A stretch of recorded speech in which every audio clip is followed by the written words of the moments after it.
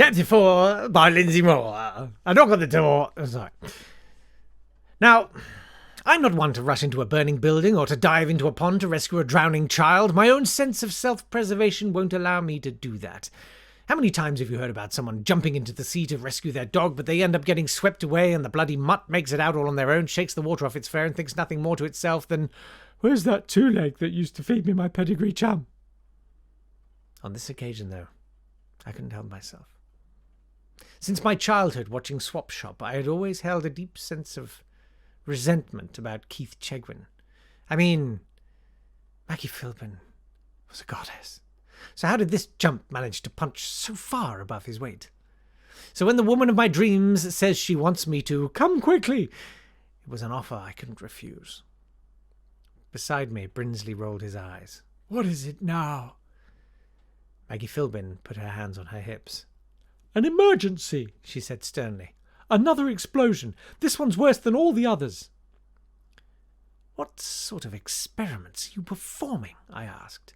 I was again glad I'd worn the brown trousers, but deeply regretting both my choice of undergarments and the soiling of them. "It's really quite fascinating," said Maggie. She beckoned for us to follow her.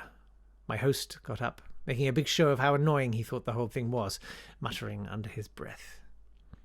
While Maggie was preoccupied with rolling her eyes at his antics, I took the opportunity to grab the tablecloth and shove it down the back of my trousers, fashioning a sort of nappy out of it. Hopefully it would mask the smell. I regretted not taking the Tesco's minced garlic that the barkeep had offered me. "We've been working with several renowned scientists to try and distill the very essence of loveliness," said Maggie excitedly. She pulled a set of keys out of her lab coat pocket. "We keep them locked in here, of course." "Why are they locked up?" "It's so that they don't escape," said Brinsley. He looked at me, frowning. "Come on, Neil, do try to keep up." Ahead of us loomed a massive metal door. I could hear shouting coming from the other side. "I've already told you, I'm an astrophysicist. I don't know anything about loveliness or how to distill it." The voice dissolved into a high-pitched scream accompanied by a sharp buzzing sound. "Come on!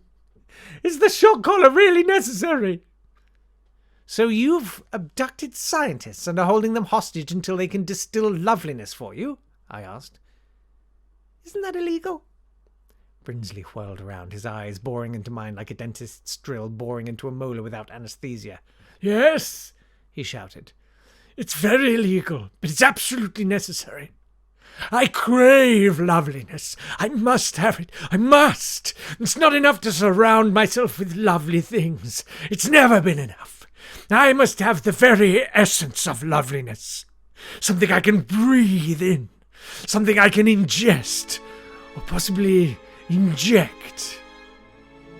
His voice trailed off, overpowered by the shouting voice from earlier. "And for the love of God, can I please get a cup of tea?"